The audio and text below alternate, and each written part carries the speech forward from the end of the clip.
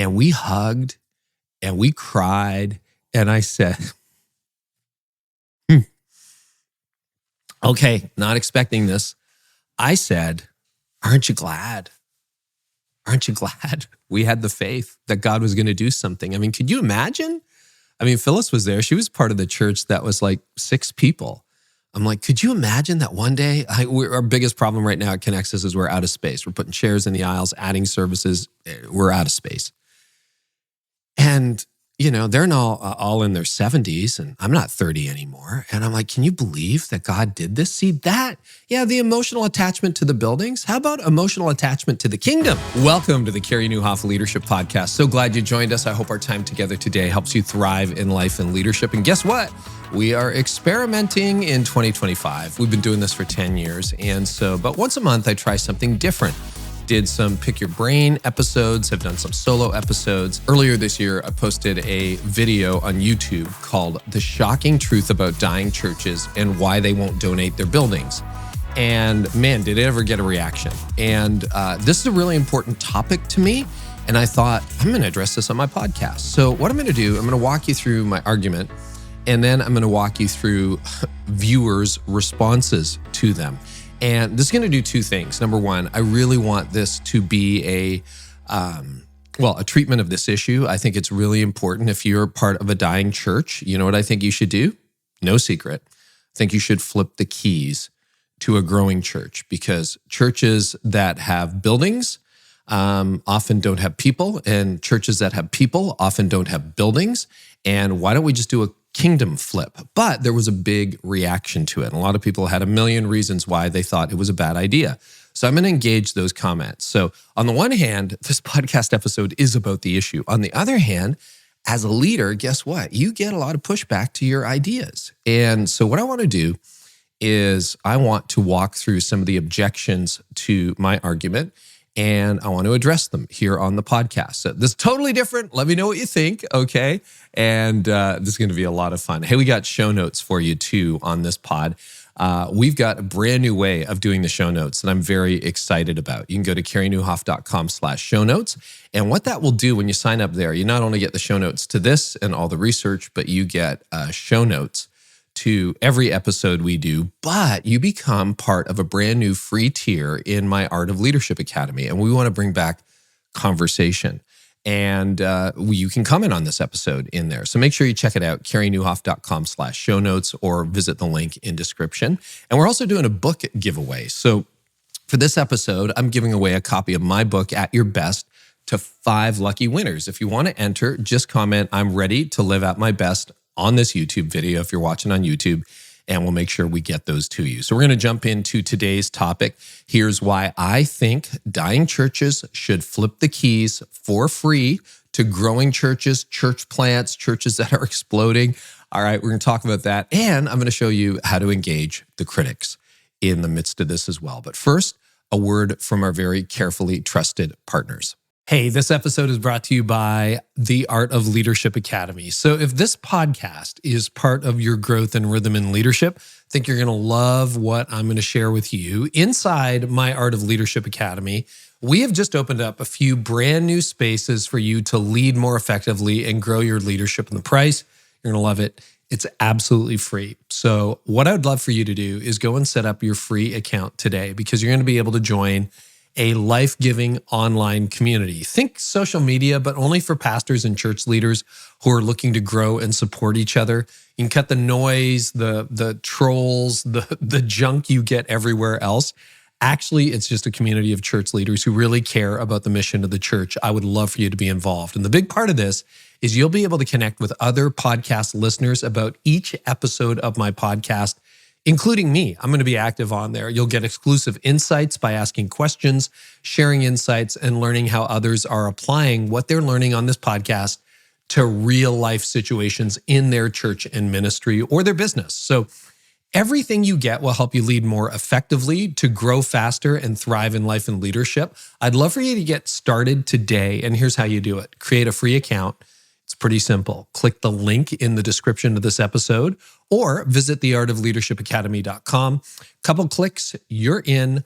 It's free. Look forward to seeing you inside. Today's episode is brought to you by Gloo. Well, you know ministry is nonstop, so let's be honest, keeping up with everyone during the week feels pretty much impossible, right? You got so many people to message. Well, that's why I want to tell you about the Gloo free texting platform with a feature I think you're going to love. It's called Workflows. Workflows lets you automate messages to different groups of people so you can stay connected without doing it all manually. So whether it's sending a follow-up devotional after Sunday services to your general list, welcoming new visitors after their first week, or encouraging volunteers midweek, Gloo helps you show up at the right time without adding more to your to-do list. You're already busy, so why not let Gloo make it easier to lead well and love people all week long? And the best part? It's actually free. Yeah, 10,000 texts every month, zero cost. So curious? Sign up today at gloo.com/messaging and start communicating with ease through automation. That's Gloo, gloo.com/messaging, and get started today. So here's what's happening in your town, across America, around the world. Young families and church planters, church leaders are crammed into strip malls, rented school gyms, borrowed facilities, and meanwhile, half a mile, 5 miles down the road, beautiful old church buildings are sitting nearly empty on Sunday mornings with 30 people in their 80s still gathering. Okay, you've seen this play out again and again and again. And did you know the stats? I covered this in my Church Trends post at the beginning of the year and in the podcast on it. A little more than once every hour, okay? Listen to this. 10,000 churches, up to 10,000 churches are closing every year in America alone. So that means a little more than once every hour, another church closes its doors permanently. And that's not a problem. That's like a kingdom crisis, right? These churches are becoming breweries, they're becoming private homes, they're being torn down for condo development. Meanwhile, you got church planters and rejuvenated churches that are begging for facilities that can't find them. And the challenge is, right, the churches that often have buildings and money have no people, and the churches that have people often have no buildings and no money. Now, this happened again recently. I'm working with a couple of church leaders up close, but I'll pick one case. I could pick many. Okay, I was talking to a young church leader whose church plant is exploding. Okay, they're not even 2 years old. They've gone to 4 services to try to accommodate a sea of young adults. Average age there is 25.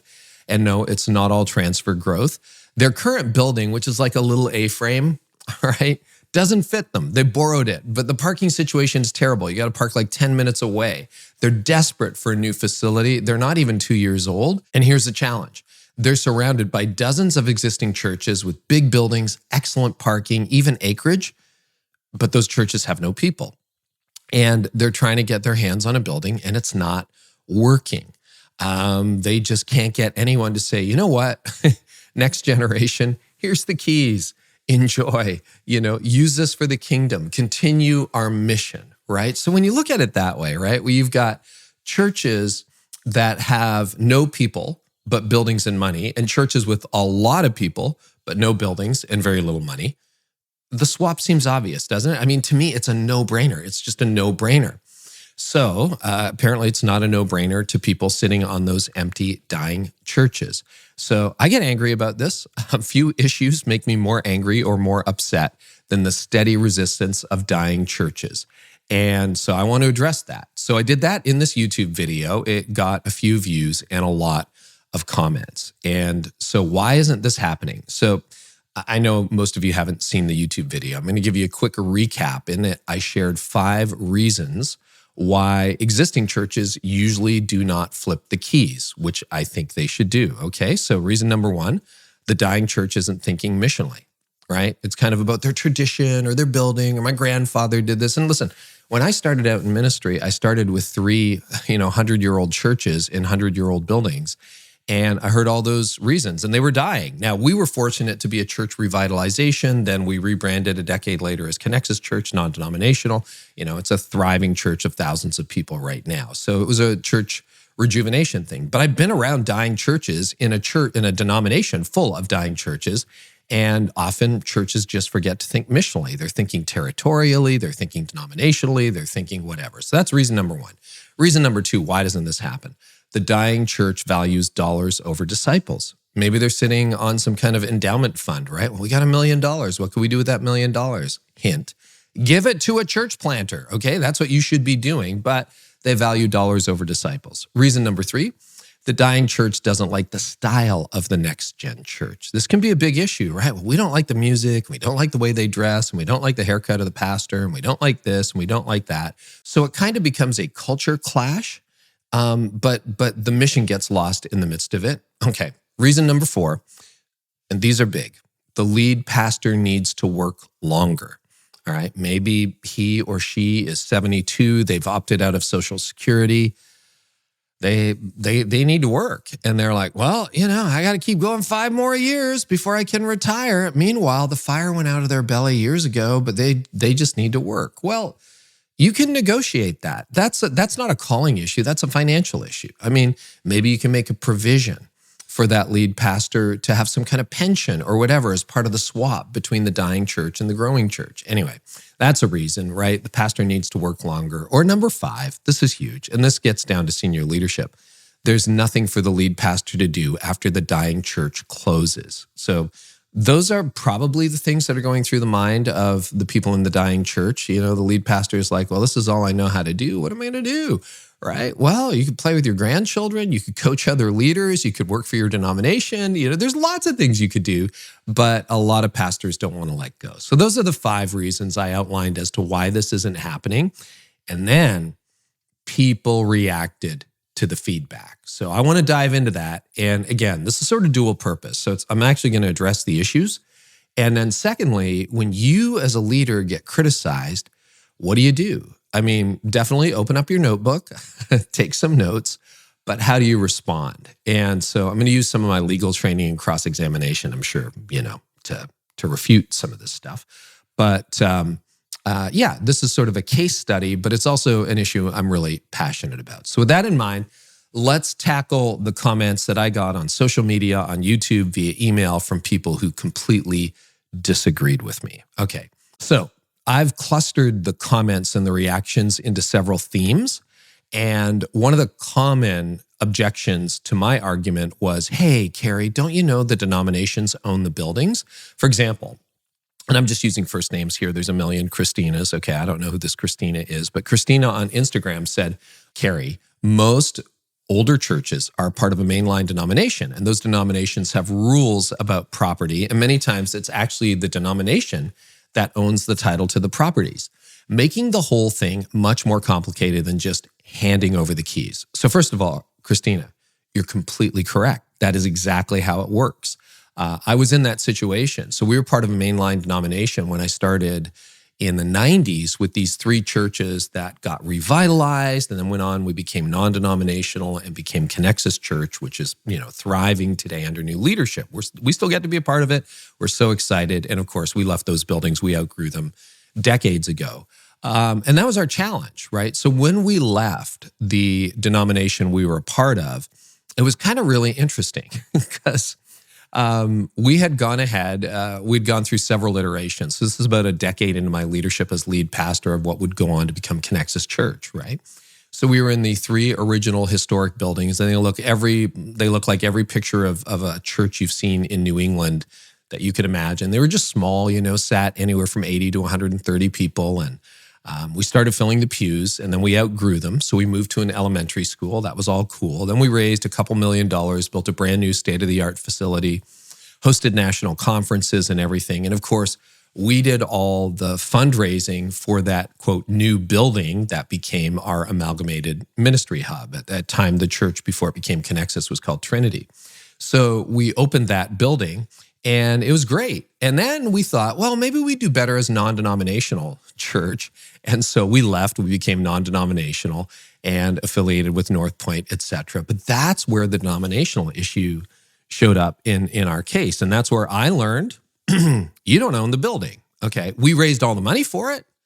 The denomination guaranteed the mortgage, but we didn't own the building. The denomination did. So I negotiated for a year with the denomination, trying to say, you know what, we'll assume all assets and liabilities.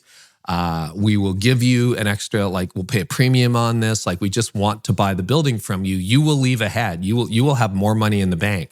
We'll just give it to you. And for reasons that they felt perfectly justified for, they said no. So we ended up leaving this building that was just about paid for. We paid the mortgage down so fast. Brand new state-of-the-art building. We ended up leaving and starting over again in theaters. We had to move to rented facilities. We lost all those assets. We left millions of dollars on the balance sheet and started over again with zero. So I don't regret that. That's fine. But that's exactly the situation that happened to us. So, what happens to those buildings? Well, you know what happened to the building? They tried to keep it open. It didn't thrive. And now it's a mosque. It's a mosque. Okay. The building 20 years later is a mosque. So that's the story behind our situation. So I feel that. And you know what? I think denominations have to rethink this. A lot of mainline denominations that sit on a lot of the properties, we were maybe an early test case 20 years ago, but this is happening. I mean, there's a church building closing more than once an hour in America alone. So I've got to ask denominations, and here's my question to any denominational leaders listening to this podcast. How is your approach working for you, right? You got your rule books, you got your property committees, and they're protecting empty buildings and they're turning them into condos and pubs and you're selling them. But is your denominational policy more important than the Great Commission? Because every Sunday, that church building sits mostly empty while a growing church struggles to find space. What you're doing is you're choosing tradition over mission. Okay, another emailer shared, our church bought a building from a dying church.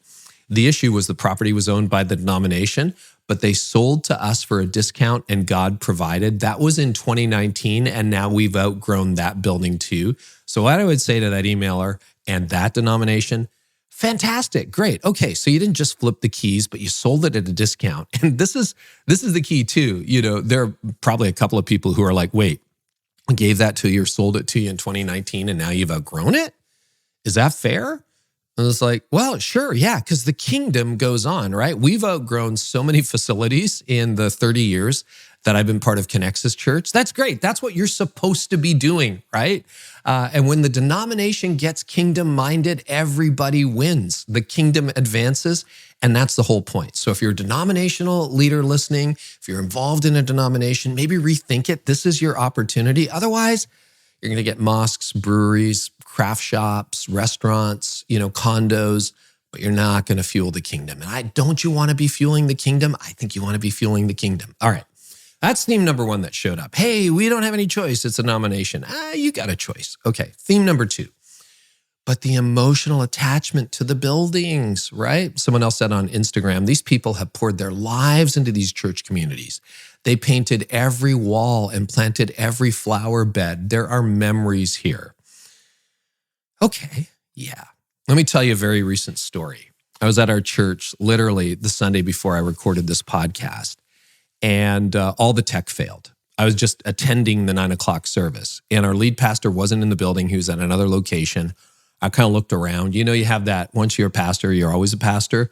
And I'm like, oh crap, there's no backup plan. And so I was texting some of the staff and I said, listen, if you guys are stuck, I can cover here. So I covered.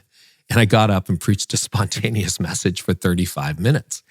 In the middle of that message, it occurred to me, it was 30 years ago today that I preached my first sermon at the churches that would go on to become Connexus, that I went to those 3 little churches. And it was kind of a cool, poignant, emotional moment. And then when I was looking out over the crowd, I'm like, oh my goodness, Phyllis is here. Jim and Corrine are here. This is great. These are some of the original people who took me in as a 30-year-old and welcomed me. And after the service, they came up and we hugged and we cried. And I said, okay, not expecting this. I said, aren't you glad? Aren't you glad we had the faith that God was going to do something? I mean, could you imagine? I mean, Phyllis was there. She was part of the church that was like 6 people. I'm like, could you imagine that one day? Our biggest problem right now at Connexus is we're out of space. We're putting chairs in the aisles, adding services. We're out of space. And they're all in their 70s, and I'm not 30 anymore. And I'm like, can you believe that God did this? See that? Yeah, the emotional attachment to the buildings. How about emotional attachment to the kingdom, people? So that's what you got to be clear. Now, when you actually go through that journey, and there were people who left, they're like, oh, we like the stained glass windows more than we love the mission, or, my father built this and it's not fair. They left. But you know what? They had other churches to go to. There were lots of dying churches near those original churches that they could go to, and they could get all the tradition and everything. But we're on a mission, man. I want to honor the legacy of those who have gone before us. But the best way to honor that legacy isn't by watching their work crumble. It's by ensuring that their investment continues to bear fruit for generations to come. The church is alive. And the people who are there's just a handful of them left, right? Unfortunately, they were all in their 70s for the most part when I came in the mid-90s. So they're not with us anymore. But they are jubilant that the mission is alive and well. One viewer, Shayla, put it this way. She said, I am so saddened to see so many young churches having to meet in a strip mall while the gorgeous church down the street is being turned into a bar. And you know what? When I think about Jim and Corrine and Phyllis and Dave and Paul and Barb and the others who are still left from that original core that embraced me as a 30-year-old seminary student, they're so happy with that legacy, right?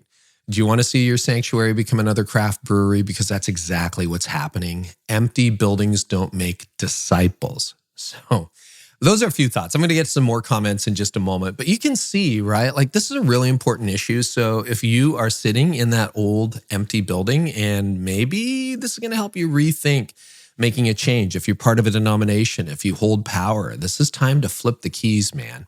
All right. Now, before we get to the next comments, because there was lots of critiques of my argument, and you may have some going right now, I want to share something with you. If you want to dive deeper into each episode of the podcast and keep this conversation going, got a brand new way for you to do it inside the Art of Leadership Academy. So I've created a private feed for discussions around podcast episodes, leadership trends, and real-time challenges that you as leaders are navigating. It's a great space to ask questions, to share insights, and to learn alongside other leaders. So, there was a day, for those of you who've been around social media, where it was good, right? And sort of the secret mission of our company is we want to be a place where the good people on the internet can gather. But the internet got really toxic. So what we've done is we've created a private feed that's absolutely free where I post all these episodes. You can chat with other leaders and you can have intelligent, thoughtful conversation. So the good news is it's free to join, and the best way to get started is by clicking the special invite link in the description of this episode or simply going to theartofleadershipacademy.com. Love to have you join the conversation for free, and we'll see you inside the academy. Okay, on to more objections. This one's big, but the theological differences, okay? Somebody mentioned many mainline churches value high diversity, inclusion, being a safe place for the LGBTQ community. Most contemporary evangelical churches are not open and affirming, and it would go against the beliefs of the older congregation. Well, number one, let's be honest. It's not that black and white, okay? And second, the theological differences can be real. I get it. Maybe your theology is more important than your mission. But here's my question. If your church is dying, and you're having more deaths than births, as this writer admitted, maybe it's time to ask if your approach is actually working, right? If your theology is resulting in a dying church, are you really being faithful? All right, you'll have to answer. I can't answer that, but you'll have to answer that decision when you stand before God. And I'm not saying, you need to compromise your core beliefs, but I am saying, is your version of Christianity actually producing disciples? Because Jesus said, we will know them by their fruit. And if your church is withering while others are thriving, that's a stewardship problem that somebody will eventually have to answer for. And I think this is an opportunity for mainline churches and other churches if your theology has really drifted from historic Christianity. And I know there's a lot of room for disagreement and different thoughts about particular doctrines. But the kingdom that I see moving in the future doesn't echo the world. It doesn't echo the world on the right. It doesn't echo the world on the left. It's an alternate kingdom. And I think what you see Gen Z really hungry for is an alt kingdom, a kingdom that Jesus brought in. So it's not going to sound like the left. It's not going to sound like the right. It's going to sound different. And if you look at most growing churches, they are not exactly like the left. They're not exactly like the right. They are an alt kingdom, an alternative kingdom. And I think that's where the future is in the church. Okay, theme number 4. And this is about older pastors. I got picked on a lot when I commented on this. And one of the themes was, let older pastors fulfill their calling. So Greg on YouTube objected, and this is what he wrote. He said, hey, asking pastors to retire early is unbiblical. Using this logic, Moses would not have been called to lead the people out of Egypt. Greg, totally hear you on that. Moses was really, really strong into his 80s and beyond, but your logic doesn't compute, okay? Moses was described as strong as a young man when he died, and he was leading a growing movement. Now, if you look at dying churches, that isn't the case, okay? The pastors who are often leading those churches, the vitality left them a long time ago. Age isn't the issue. Vitality is, all right? There are some pastors in their 70s who have more spit and vinegar than a pastor in his or her 30s, okay? Those people are great. And if their church is growing, let them at it. I'm talking about dying churches here. And often when you get into a dying church, here's the reality. The pastor has been in the saddle too long. Maybe he wished he could have gotten out 10 years ago, but he couldn't afford it or he didn't know how. And when you see the air coming out of the balloon, that's very demotivating.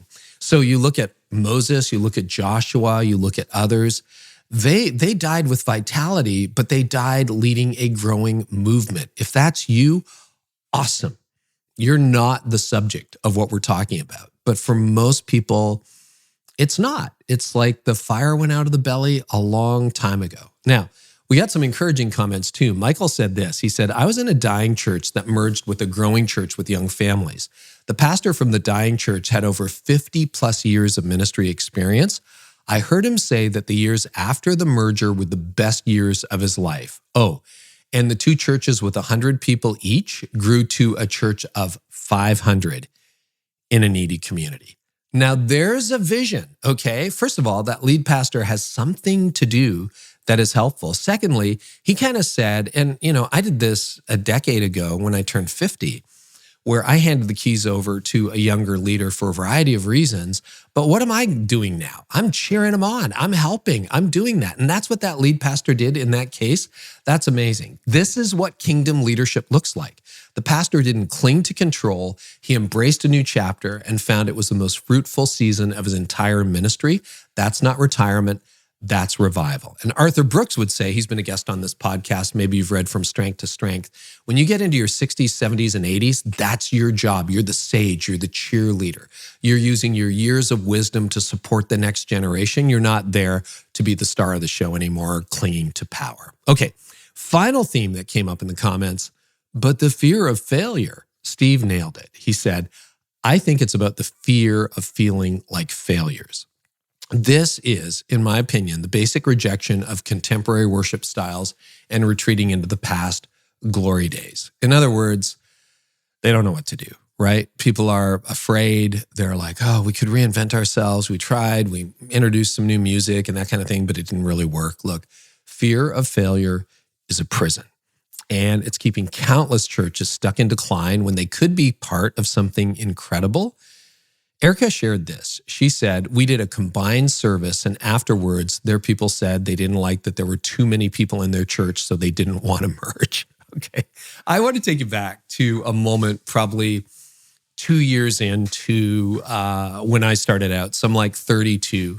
And our little church, I did 3 churches for a few years until we all merged and eventually became Connexus. But there were maybe maybe it was about a year. Okay, there were maybe 40 people, and we had grown from 14 to 40. And somebody came up to me and they said, I don't like our church getting bigger. I'm like, oh, tell me more. First of all, there's 40 people, okay? It's not that big. I don't like our church getting bigger. They liked it better when it was 14. I'm like, okay, tell me why. And she says, well, we don't know everybody. Well, I knew everybody. It's not that hard to know 40 people. And I knew that there was somebody that this person didn't know who had been attending the church for years. So I said, turn around. I said, you see her 3 rows back? Like, what's her name? She's been part of this church for 15 years. And the guy said, I don't know. And I said, see, you didn't know all the people by name when there were 14 people. Now you don't know when there's 40. And, back to that story from last Sunday, when I was standing there with 3 of the originals, we didn't know 70% of the people in the room, but that's not the point, okay? When you're thinking about the future, the methods change, the mission stays the same. Your church is part of the church. We're in this together, and we need to start acting like it. So if you're in a dying church, here's my final challenge to you. I challenge you to ask this question: is preserving your comfort more important than advancing God's kingdom? That's a question to ask, right?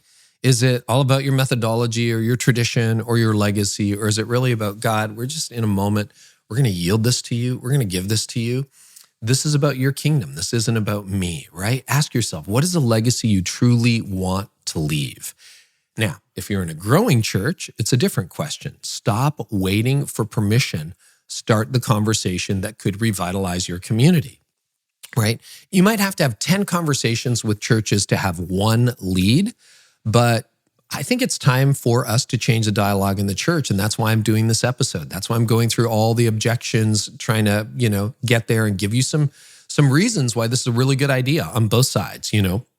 For dying churches, there's some really compelling reasons why you should be flipping over the keys. For growing churches, there's a really compelling reason why you should be getting the keys. This is about the church, not just your church. If you're a denominational leader with the power to influence these decisions, I'm calling on you to prophetic leadership. Be the one who breaks the gridlock, who stands up in the committee meeting and says, you know what, there's got to be a different way. The kingdom of God is not about empty buildings. It's about changed lives. And we as a church have to start acting like we believe it. So, hope you enjoyed this conversation. And a quick reminder, if you want more conversation, sure, you can jump on social, you can jump on YouTube, you can leave a comment on Spotify or wherever. But I've also set up this custom community in the Art of Leadership Academy. You can create a free account right now. Get started by clicking the special invite link in the description of this episode or by visiting the artofleadershipacademy.com. And I would love to get your conversation. The goal there is you're not only going to get the show notes, but we're going to have some really intelligent, thoughtful conversation with like-minded leaders. We want thousands of you in there. So we'll see you inside the free tier of the Academy. Next episode, we got Derwin Gray coming up. Also coming up, David Brooks, Max Lucado, Rick Warren, and a whole lot more. Thanks for listening. And if this conversation was helpful, leave a rating or a comment wherever you're listening. And don't forget to share it with a friend. Maybe send it along to that denominational leader or that friend who's looking for a building. And we'll catch you next time. I'd also love for you to know what you think about our experimental formats this year. It's been a joy to serve you. I love doing this. Thank you so much. And we'll catch you next time. I hope our conversation today has helped you identify and break a growth barrier you're facing.